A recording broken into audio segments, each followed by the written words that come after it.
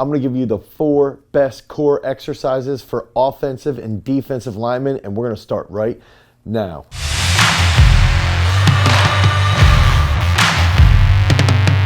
What's up, everybody? It's Dane Miller from GarageStrength.com, and if this is your first time to the channel and you want to learn how to be an explosive athlete, you want to get stronger, you want to become more athletic, make sure that you like, you subscribe, and you ring that notification bell so we can help you become a champion. So throughout the last decade here at Garage Strength, we've trained dozens of linemen who've become all-state football players. We've trained multiple athletes that have gone on to play Power 5 football in the Power 5 conferences. And one of the biggest things that we pride ourselves on is long-term development and being able to transfer the strength that we develop inside of the weight room over to the gridiron. And that's something that we've even done currently with one of the best recruits in the entire country in the year 2020. That's Nicholas Singleton, who's one of the top running back recruits in the entire United States. And we do this frequently with numerous different positions in the sport of football. And this holds true even with offensive and defensive linemen. So what is the key behind that success? A lot of that success is the fact that we are very, very good at building top end strength in the legs, top end explosiveness, and we're able to teach our athletes how to transfer that strength through their core into their upper body so that they can carry that over to the field. And that's where we come down with those 4 key core exercises. So coming in at that 4th position, we've got to start right off the bat with something aggressive, and that's going to be med ball slams. And if we can think about if we're an offensive lineman and we've got a defender who posts up on us, that med ball slam is going to help us chop those hands, control their upper body, and put them down to the turf. If we can think about it from the perspective of a defensive lineman, we've got to be extremely explosive. We've got to have really good dynamic trunk control. We've got to be able to feel where our opponent is and react rapidly. And that's one of the key aspects behind the med ball slam, is that med ball slams teach our trunk how to be extremely dynamic and extremely explosive. So if we can react quickly to whatever our opponent is, if we're a defensive lineman and we can feel what the offensive lineman is doing, now we can react even faster through that med ball slam, through that dynamic trunk control. We can control the hands of our opponents. We can block, we can rip, we can do whatever we need to do to manipulate them, to get them out of our way and get that sack or TFL, whatever it is that we're trying to do. We like to utilize med ball slams anywhere from 4 to 6 sets for 8 to 12 reps.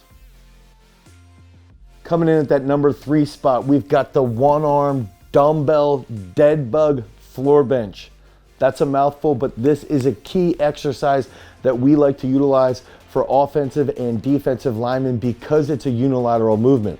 It also forces the athlete to stabilize their trunk. They've got to squeeze in their abs while they're putting out a lot of force unilaterally. And we also like to train that weak side first. This is a tip that I like to utilize anytime you're doing unilateral movements. Do your weak side first.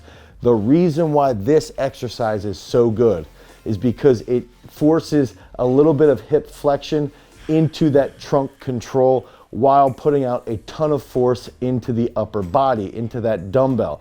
And what the athlete should feel over time as they get a little bit more skilled, a little bit more advanced, is they should be able to feel that tension from the hip into their upper body, and that's where it's going to transfer to the gridiron.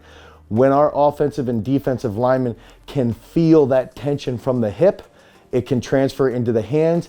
And if we can generate a ton of force out of that hip into the hands, that's when you can control and manipulate your opponents tremendously well. Coming in at that number 2 spot, we've got the split stance banded ab twist. And the reason why I like to utilize this is when you're utilizing a band, you're in constant tension. And when we put our offensive and defensive linemen into that split stance, it's going to mimic that position when they make contact right off of the line.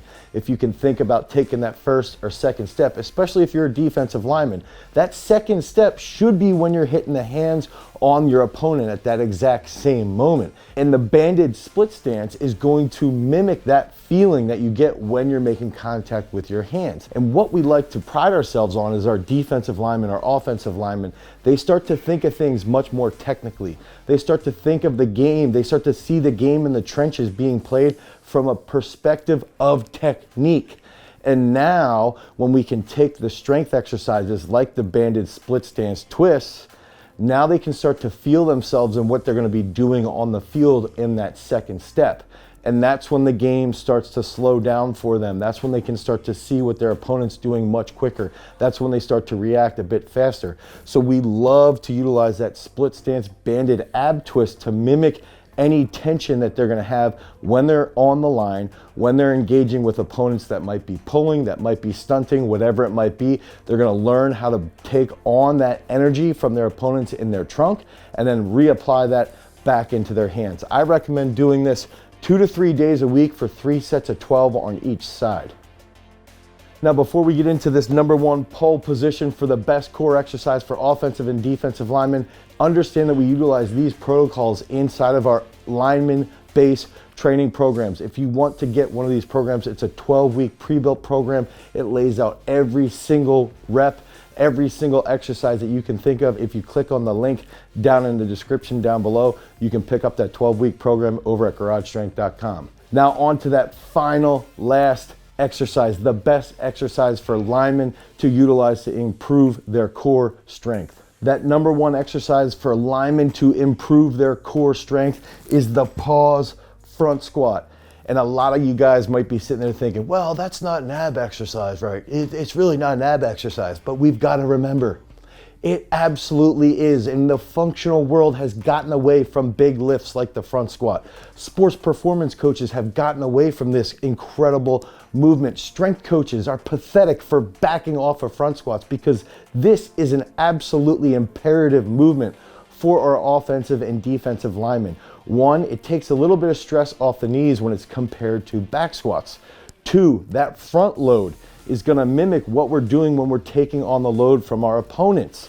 It's going to mimic that trunk control that they have to have. They have to have good tension to stay more upright, to stay more rigid.